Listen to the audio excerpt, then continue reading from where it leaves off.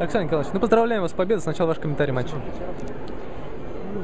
Ну, все видели, наверное. Ну, не сказать, что особое серьезное сопротивление было. В общем-то, неполным составом команда приехала. Наверное, уже что-то почитали, что ничего не светит, может быть. Я не знаю, может быть. Поэтому особо серьезного сопротивления не получилось. Ну и «Зенит», конечно, можно сказать, там, за исключением там, некоторых помарочек, там 2-3 момента. В общем-то, на одном дыхании тоже провела игру. И замены, в общем-то, вышли, не испортили ничего. В общем-то, нормально все. На одном дыхании сыграли. Казалось, даже не на 100%. Ну, тяжело судить. Это когда такие легкие игры, ну как, легкая победа 3-0, всегда кажется, что не в полную силу играется, в общем-то, легко. Нет, конечно, парни выкладываются. Не видя статистики, судя по ощущениям, сегодня не очень заметен был Михайлов, да, но зато классно сыграли Бережко и Севажелец. Как вы прокомментируете их игру? Ну, не каждая игра удается, в общем-то. Ну, где-то, может быть, немножечко тактически выбрал неправильное направление Макс, но потом разошелся же, нормально все. И замена была не в том плане, что он что-то ошибался. Как раз таки хорошо все вошел в игру, вернее, как начало все получаться. Просто есть у нас и другие диагональные. Сегодня было противостояние, в том числе Бол-Вермилио. Вы как тренер, как оцените? Не получилось. Противостояние не получилось, конечно. Слабенько принимала Уфа. Довольно-таки слабенько. Поэтому больше как-то приходилось Лою под потолок все выкидывать, из глубины пасовать. Ну и все равно концовка третьей партии, в общем-то, начиная с середины, он свои отведенные прострельные передачи, в общем-то, с первым темпом сыграл. Свое показал. Сейчас будет небольшой перерыв. Как его команда будет проводить перед матчем с Фредериксхафеном? Ну, сейчас немножко отдохнут они пару дней, ребята. Потом будет, естественно, физическая нагрузка и потихонечку подготовка уже переходить на мячи, на технику, на тактику. Все как всегда. Слава богу, что есть запас по времени. Спасибо, Александр. Комментарий, наверное, игры от тренера.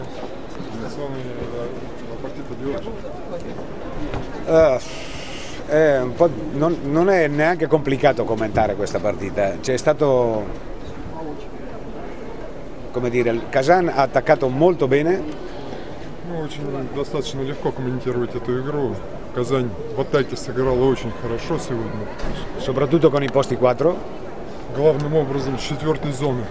E noi potevamo fare meglio in difesa. Se noi avessimo fatto meglio, difeso qualche palla in più, la partita sarebbe stata molto più equilibrata di quello che è stato, anche se è stata equilibrata nei set. Должны были сыграть лучше мы в защите. Если бы несколько мячей подняли бы, то игра, может быть, получилась бы более упорной. Se noi vogliamo migliorare, bisogna che difendiamo anche gli attacchi forti.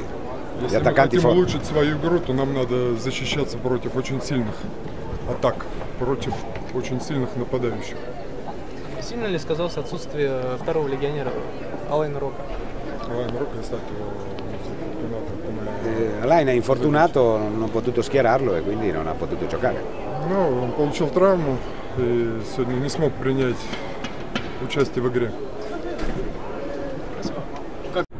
Юр, ну поздравляем с победой. Игра сегодня, кажется, удалась и команде, и вам лично. Как комментируете матч? Да, сегодня очень много у нас получалось. Вот, я считаю, во-первых, не давило никакого груза ответственности не было. Вот, спокойно вышли, играли, показывали свой волейбол на радость зрителям. Вот, да, хорошо забрали команду. Вот. Ну и еще я думаю, что Уралу, конечно, было сложно играть, сломался принимающий, один из основных. Вот. Немножко у них были проблемы на приеме. Это нам помогло в какой-то степени. У «Зенита» было достаточно много матчей позади. Несмотря на это, с какой-то легкостью играли. Откуда она так стала? Я думаю, что это было только со стороны легкость. На самом деле не так все просто было. Вот. Ну, просто с желанием старались. И действительно, тренер сегодня сказал, выходите, играйте, но вас ничто на вас не влияет. На результат у нас не стоит задача выиграть. Хотите, играйте в свое удовольствие. Но я думаю, что это у нас получилось. Хоккей, в общем-то, противостояние Казани и Уфы считается таким принципиальным, и всегда и тренеры там накачивают, и руководство, как в волейболе, как в нашем. Ну да, я слышал об этом, но я не думаю, что у нас было какое-то дерби сейчас, и когда мы там играли, ну об этом не было разговора. Я слышал, да, но в волейболе как-то это не сильно, видимо. Хотя, может быть, на фоне руководства это и как-то там между собой спорят, я не знаю, честно. Как чувствовал, что Вермиль очень хочет обыграть Бову? Вермиль очень хорошо играл, да. Конечно, хотелось доказать, и чтобы именно перед болельщиками Казани показать хорошую игру. Я думаю, что Валерий очень настраивался на этот матч. Спасибо еще раз. Questions, answers? Ну, прежде всего, его комментарий, почему сегодня 3-0, так скажем, что не получилось? Why today 0-3? Well, first reason is, I mean, Kazan is better than us. Первая и самая главная причина, что Казань лучше, чем Уфа. I mean, Kazan, you know, they're one of the top 2-3 teams, not only in Russia, you know, but in Europe. And Ufa, you know, we're a good team, but we're on the next level, and it takes something special for us to win. And then also, of course, not having Roka today didn't help, and you know, knowing the result of Novosibirsk game before, so it was kind of a difficult game to play. But in the end, Zenit was a much stronger team. Никому не секрет, что «Зенит» входит в двойку, в тройку лучших команд не только в России, но и в Европе. Это раз. Во-вторых, не хватало все-таки помощи легионера, который выбыл так не кстати. И в-третьих, что значит результат игры Новосибирска тоже с Сургутом дал свое, как сказать, дал о себе знать. И, может быть, несколько не настроились. Ну и потом Казань все-таки играет немного на другом уровне, нежели Уфа в данный момент. Ну, его сегодняшние эмоции, чувства, нахлынула ли на него ностальгия?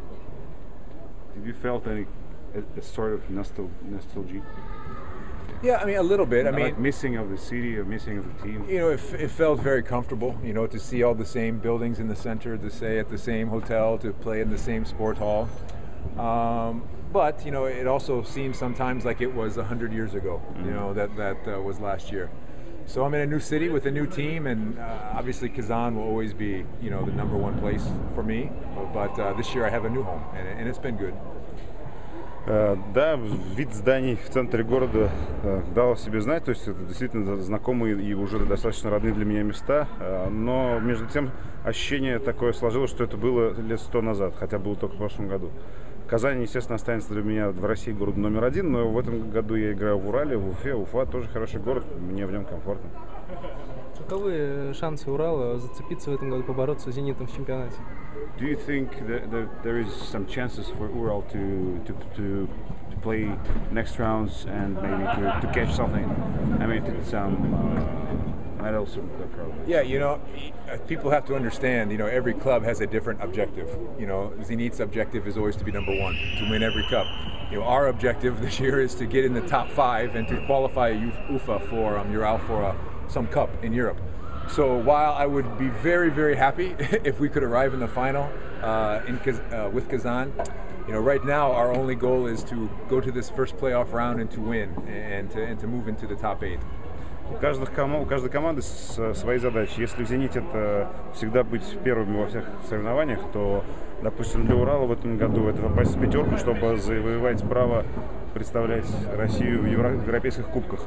Но все, где будет как бы всему свое время, сейчас мы сконцентрированы, чтобы сыграть, выйти в плей-офф, сыграть первый раунд и дальше уже думать. Он был бы счастлив, если бы сыграл Урал в этом году с «Зенитом» в финале. Но как бы всему свое время. Моден, Ираклис, в общем-то, «Зенит» Лой всегда играл в командах сильных, которые претендуют на чемпионский титул, на победы в европейских кубках. Каково ему сейчас в команде, как он сам признает, классом ниже? The team that you played before was strong teams with, as you say, as you said, got the objective to win, only to be the first. How do you feel now playing in a team whose goal is just to reach the 5? I mean, like, objective is to play 5. It's much more difficult. Это гораздо сложнее. You know, I would much rather have the pressure of a team like Zenit or Iraklis to have to win than to try to make something average, you know, like we tried to do this year. But you have to understand it's a different level of team, a different level of players, a different idea. And I hope that I can help start Ural into a system like Zenit did after 10 years, and maybe this year finish in the top 5 and then next year up and up.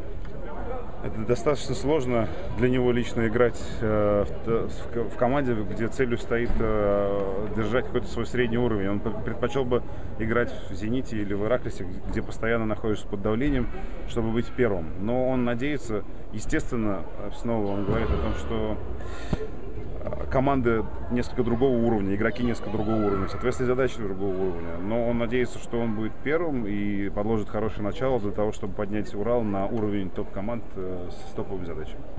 Майкл Лои висит под сводами. Как он отнесся к этой идее? Что испытал, когда увидел Майкла? You've mentioned that your T-shirt is here. Yeah, looks good. How do you feel? How do you find what you felt seeing that, and how you find the idea to? It makes me think that I should have retired, maybe. I mean, don't they only put it up there when someone retires?